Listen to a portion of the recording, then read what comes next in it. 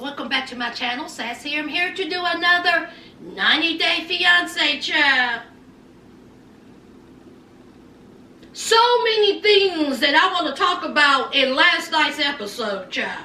But first, let me say happy birthday to the Reverend Dr.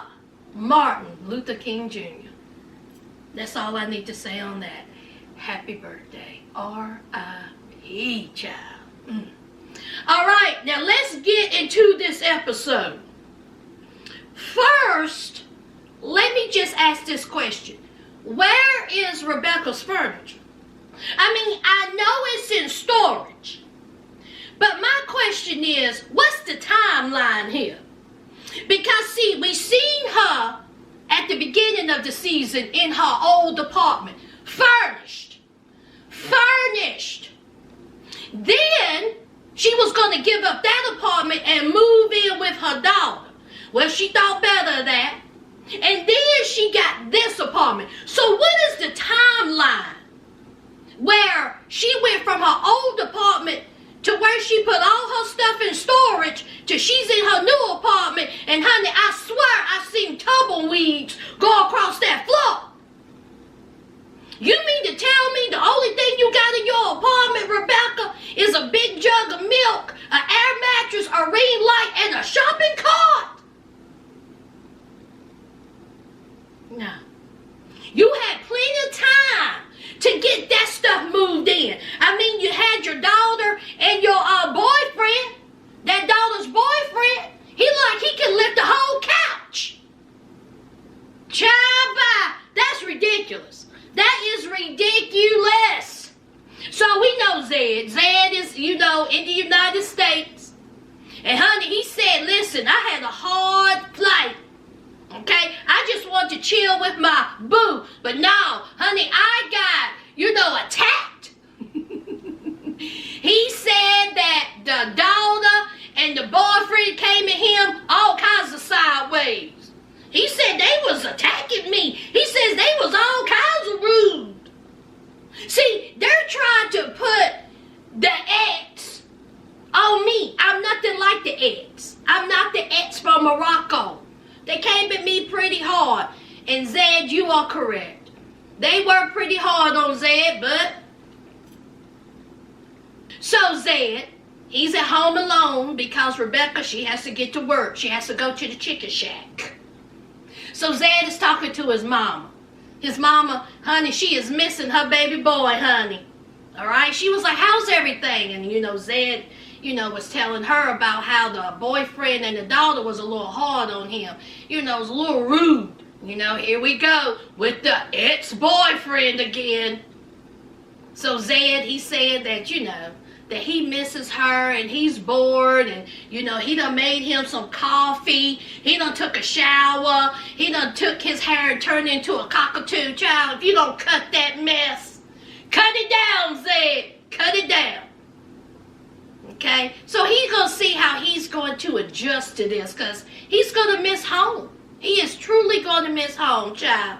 He ain't even got no TV to watch. Rebecca, you ain't got him no TV, child. He has to sit on the floor. So Rebecca gets home, honey. Now, you can go and pick up Zed's packages from the shopping cart. They took the whole shopping cart down there to get his packages, his clothes and stuff. But you can't go to storage, get a truck, get a U-Haul. There's something wrong, Rebecca. Rebecca, you 49 years old. You had plenty of time to get that apartment together. So they're discussing about, him being homesick. And he said that, his mom is, missing him. And, when can he go back home? And so she was like, you're a little confused. Because he was thinking that maybe, 6 months he could go and visit, home. And she was like, pump your brakes, okay? It will probably be a year. Did y'all see his face? Honey, he was like, a year? Now, wait a minute, I'm confused by this whole visa situation. Again, communication is key. Google is key. You mean to tell me y'all didn't discuss all this before he came over there? What is wrong with these people? See, this is why I don't feel sorry for none of them. Y'all spend hard-earned money and time, phone calls to discuss this. Y'all need to be writing this stuff down, taking notes. This is what happens when you come over here. So it won't be a surprise. And honey, Zeid act like that he can just come and go as he pleases, child. No, Zeid, you gonna be there for a while, so buckle up, buttercup. You know, if I fell in love with somebody from another country, and I'm talking about moving over there, you best believe all of my T's would be crossed and all of my I's would be dotted. I would know the procedure from jump. It ain't gonna come no surprise to me. I will do my due diligence research.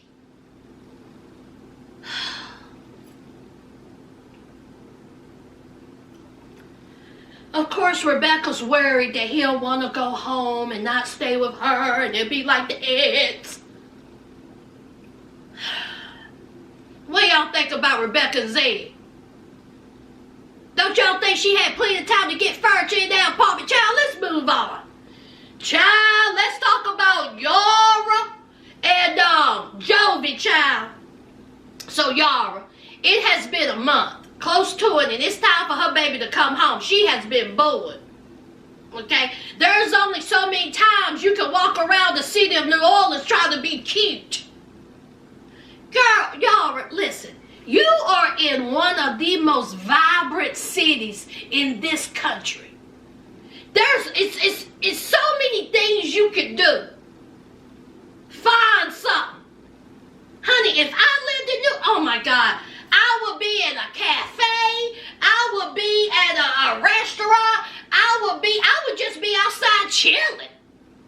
But of course she's bored. She got nothing to do. So she meet up with Jovi's mom and aunt. And we already know what they think about Russian women. They think that, you know, she is only there because for a green card, just to get married to Joe.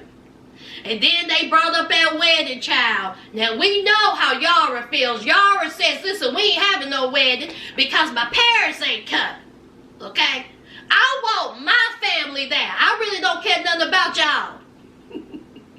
So, of course, Jovi's mom wants a wedding. But she was like, listen, we don't even have to have a wedding, okay? We can call it a gathering or a reception. We just want something, for our son, which is only fair. I mean, what mother don't want their son married, okay? Especially be at a wedding. That's what they want. And I don't think it's unreasonable for Jovi's mom to ask for a little, get-together. But in Yara's mind, it's a full-blown wedding, and his family's going to be there, and they're going to be eating all kinds of alligator nuggets, and they're going to be down there at the bayou, honey. Listen, I would... Come on now! That mama said we Cajun. This is what we do. Don't nobody party like us Cajuns party. Invite me. Honey, I'll go. Invite me, Jovi's mama. Invite me to this gathering, honey. I have me a good old time, child. I sure love what I'll bring the moonshine. What you want, peach? I'll hook you up, honey. Invite me to the bayou. Honey, you want to I will cut a shine, honey. Yes. So anyway, of course, Yara. I don't want to do that. I don't want anything because my mom's not going to be there. Girl, bye. Bye. So, of course, Jovi's mom, she was like, well, if you get bored, you don't have anything to do. You can come on over to my house. You can chill in my house. Here's Yara. Ooh, child, honey. I bet you the only time she smiles is when she farts. That's it. Yara, honey, I'm going to need for you to...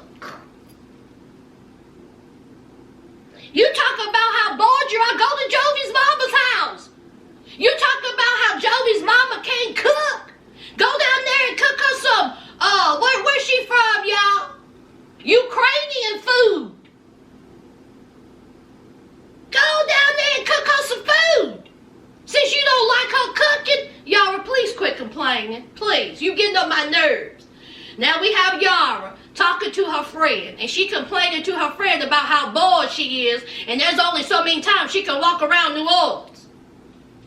Now the conversation went from there to the friend saying you might be pregnant. I was like, huh? How did you get that? So Yara was like, that's impossible.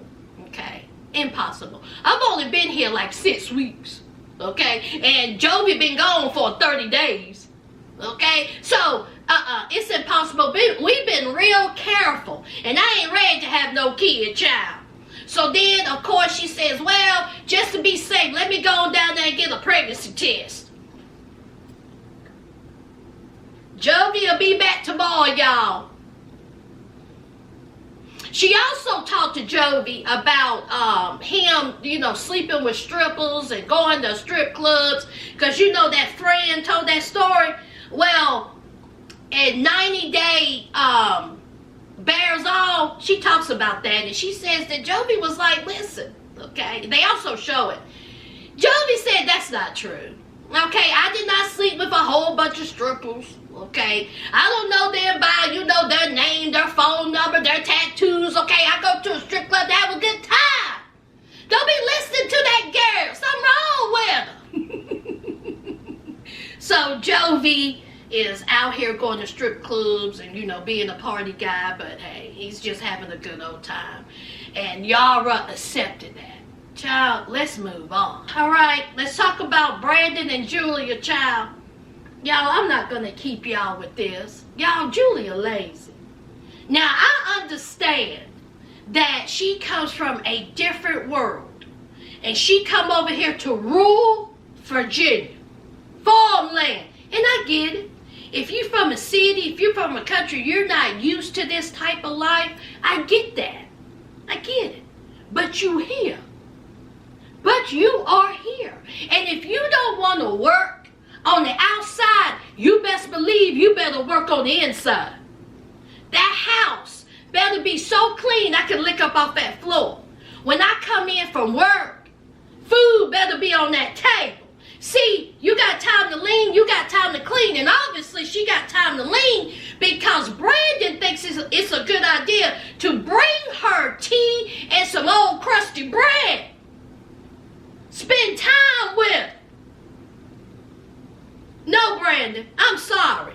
Brandon is not a teenager. This boy is 27 years old. Got a whole woman living in this house. And then what about when Brandon was like this? If you don't want to get up, you don't have to get up. Oh, my princess. Boy, listen.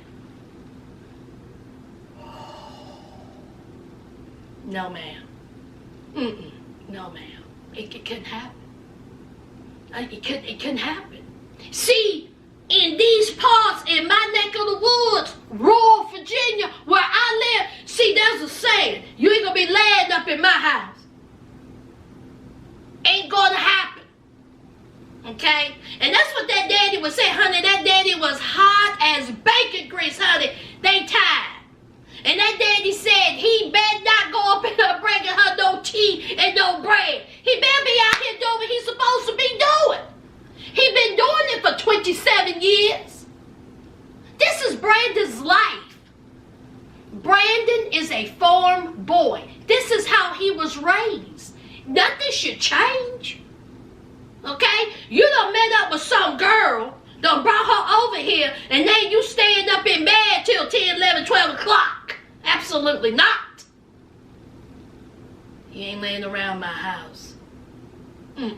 So, of course, the mom and daddy is fed up, child.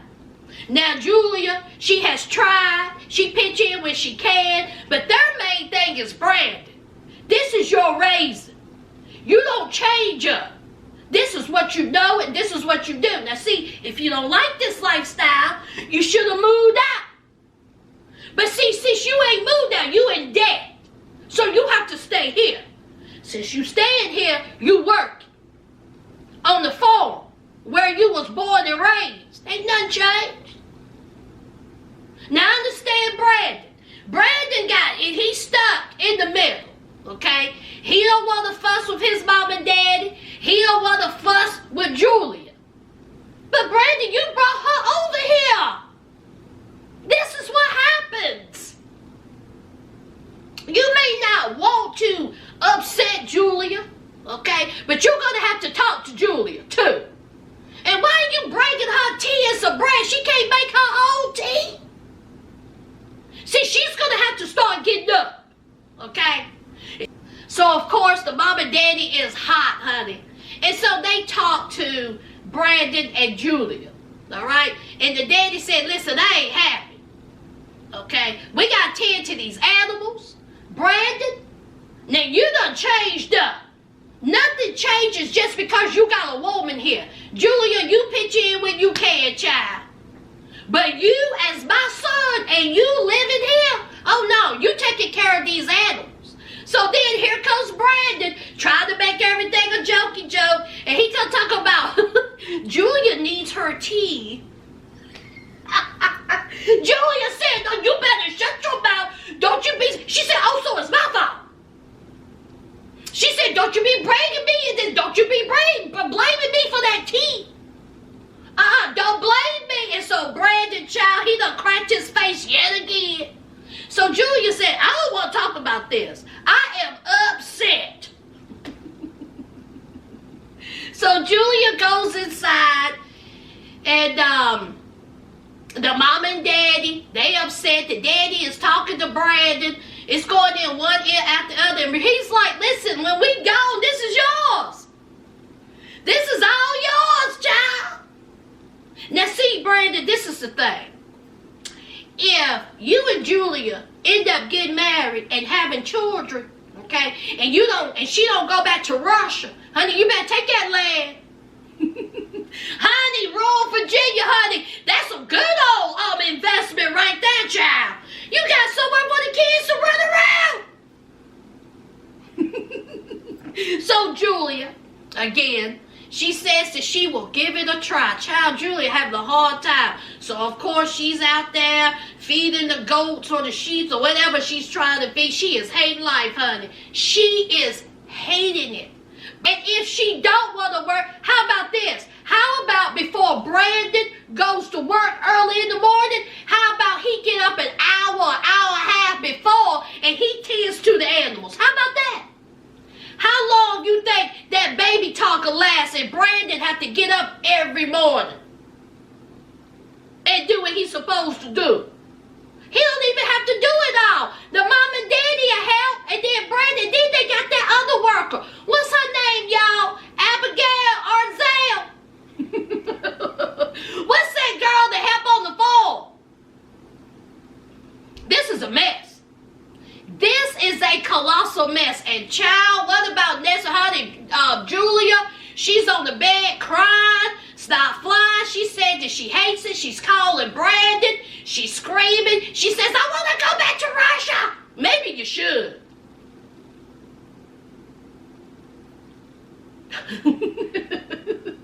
Y'all, this is a mess. This is a mess. Child, let's move on, huh? All right. Now, let's talk about Tariq and Hazel. Now, it's in the middle of the pandemic of COVID. And Tariq thought it was a good idea to take her to the beach. Did y'all see that? Did y'all see all them people at that beach with no mask on? But Tariq and Hazel had a mask, okay? They sat down at a table with nothing in front of them. I was like, are y'all going to get something to eat? Why are you out there with no mask on, getting in all of the COVID air? Are you eating or you drinking? It wasn't nothing there. They just sitting there. Everybody walking by them with no mask on in Virginia Beach, honey, at the height of...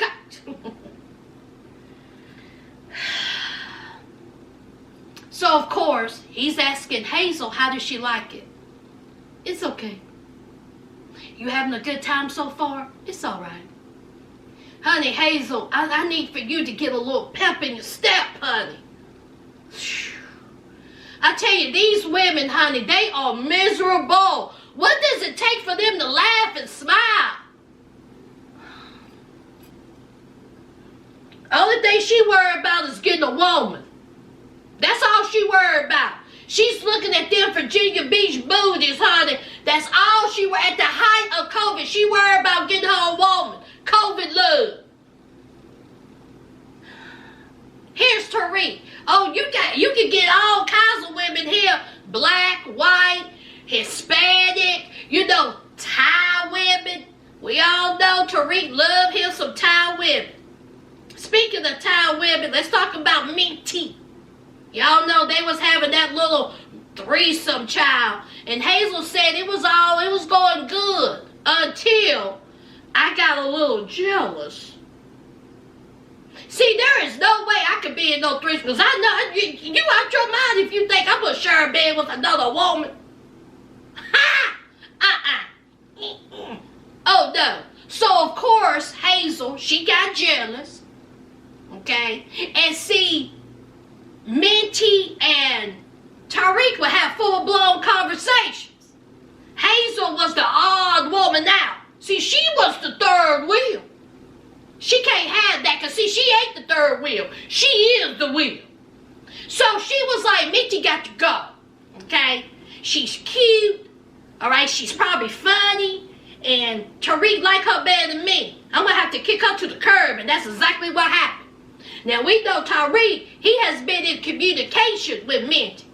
And so, of course, Hazel, she brought that up. She said, I was going through your phone, honey, and I see where you've been talking to Minty. Now, Tariq said he understood, but the problem he had is, where the trust at? Why she going through my phone? So, Tariq said, listen, I was going to tell you, but it slipped my mind. A whole lot going on. You missing your son. You missing your family. You're trying to, get arranged here in the United States. I just want to take you when it was time. I made contact with Minty just to see how she was doing because of, COVID. That's the only reason why I touched base with Minty.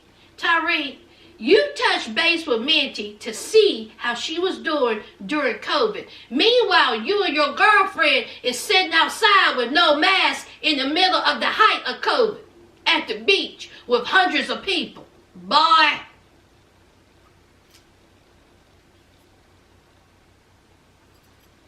So I see right now that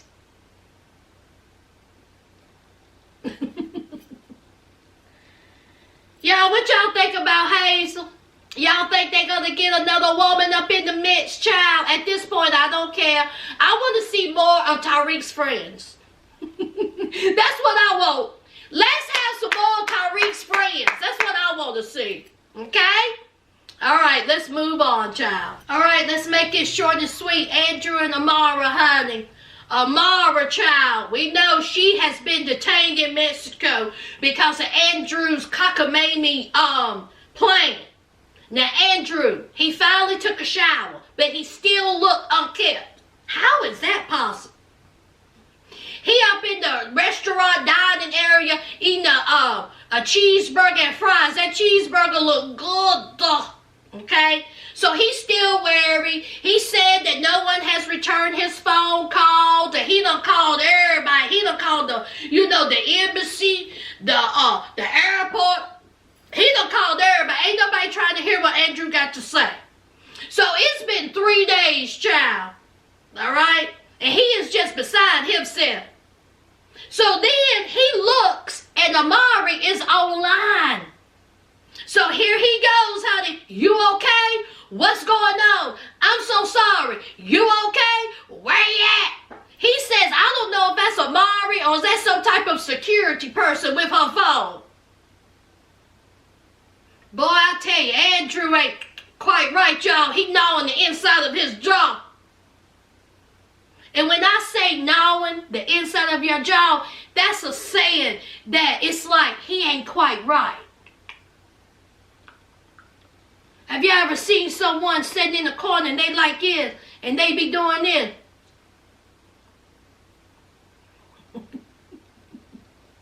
That's Andrew, child. So, Amira, she says, I'm here. Okay? I'm okay. And honey, I'm in Amsterdam. Ain't that where she said she was? The Netherlands, Amsterdam, wherever. And so he was like, oh my God, thank God that you're okay. I'm so sorry. I'm so sorry. What happened? And she said she never even left the airport. Never left the airport, honey. The Mexican airport official says you ain't going to meet whoever you need to meet. You're going to take your butt back home. Period. Okay? Period. So they sent her back home to France. Now, we already know they had a limited time together. And now they got more limited time because of this foolishness. Andrew done spent this money in a Mexican resort that he can't even have his woman with. You sitting up there looking silly. Dumb. So we have Amara. I feel bad for her. I do. Now Amara, she is in the Netherlands or Amsterdam, whatever. And honey, she is crying, stop fire. She done had a breakdown. She said it was horrible. She said she was in 3 days in detention. She said the tables was nailed down, the chairs was nailed down. She said that they had a toilet, but they didn't have toilet paper. She said she couldn't take a shower in 3 days. She said it was like prison. I was like, girl, did they feed you? Horrible. She said she did not know what to do. She said it was nothing she could do. They took her phone. It was awful. And they said, you got to take your butt back home. So they sent her back home, okay? And it was a nice little hotel where she was at, child. And she said, listen, she says, I made the decision to go over to Mexico because I thought, Andrew knew what he was talking about. And I want to be with Andrew. And Andrew kind of, manipulated her a little bit, according to her. He said that, listen, if you don't come, that's fine. But if you don't come, I will resent it. Trying to make her feel bad. Andrew, what's wrong with you? So she felt bad, even though her daddy tried to tell her. She didn't listen. See, they always go to love. Amara, this is what I think. Obviously, Andrew is an idiot. And obviously, you don't need to be with an idiot, okay? You're too pretty for him, but that's one. Two, you look like you keep yourself up. Andrew don't look like that. He unkempt, okay? And honey, this plan did not work. This is a sign. If this isn't a sign, I don't know what it is. Stay home. Stay in France. Continue being a model wherever you are. Listen to your father. Don't be worried about Andrew. Okay? Please. Just stay where you are. That's that on that with Andrew and Amara, child.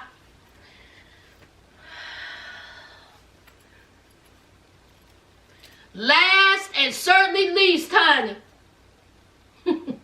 Natalie and Mike. Now, Natalie and Mike are married. That's the word on the curb. And also the word on the curb is Natalie is pregnant. Excuse me. Now, we see that they are the most miserable couple known to man.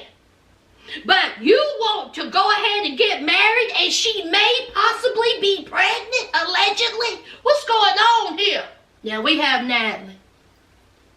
She's still cleaning and whining, cleaning and whining. And so she's still upset because she ain't got that ring that she gave back. So she looking all through the house for that ring, honey, under a couch, under a table, under a chair, in closets and drawers, honey, in shoes. Honey, she looking all over the place for this ring. You didn't find it. She finds a safe and she says, I bet you the ring is in the safe. Girl, couldn't get in there, could you? Oh, she hot. Well, you gave the ring away, so. So, here comes Mike. All right, Mike, we know he got a long day, honey. He don't get home till 8 o'clock. So, he gets home, and Natalie, she made her a little fire, all right? And here she goes. What do you want for dinner? So, she was like rice and some shrimp. And so Mike is like excited. Mike is like, I'll make a little stir fry. Here's Natalie. No, you're not. Okay? No fried foods, you fatty. You fatty, fat. She said no fried foods. He said no. He said not fried, stir fry. You're not understanding. She was like, you don't need fried foods. You need to be more healthy. So she stomps around the kitchen and she's mad.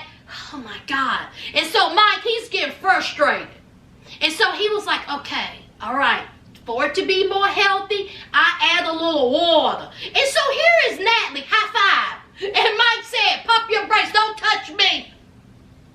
Don't touch me. Don't kiss me. And she was like, why, are you upset because I called you fat?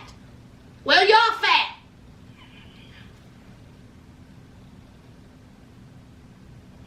So, here is Mike in the refrigerator getting a beer. And so she was like, oh, so you're no drinking. She said, no drinking. He says, oh, I'm going to get me a beer. He said, I'll probably drink too. See, you're driving me to drink. Shut up. So they are arguing and they are going on and on. She is belittling Mike. She is saying that he's fat, that he's unhealthy, he needs to quit drinking, he needs to quit eating meat. Nag. But again, I don't feel sorry for Mike, y'all, because let me tell you something. He brought her over here. He knew she could cut a shine because she cut a shine when he was over there. What do you think is going to happen when she come over here and she kicked out your Uncle Bo? That was your decision. She doing all this nagging and whining about she ain't got nobody to talk to. She could have talked to Uncle Bo. But see, she thought she was a little bit better. See, that came up too.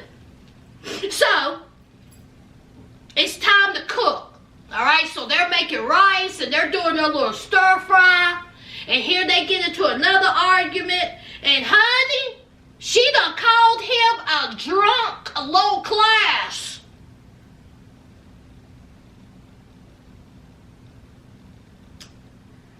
Oh boy, that's what she said. So then we start having a conversation about class.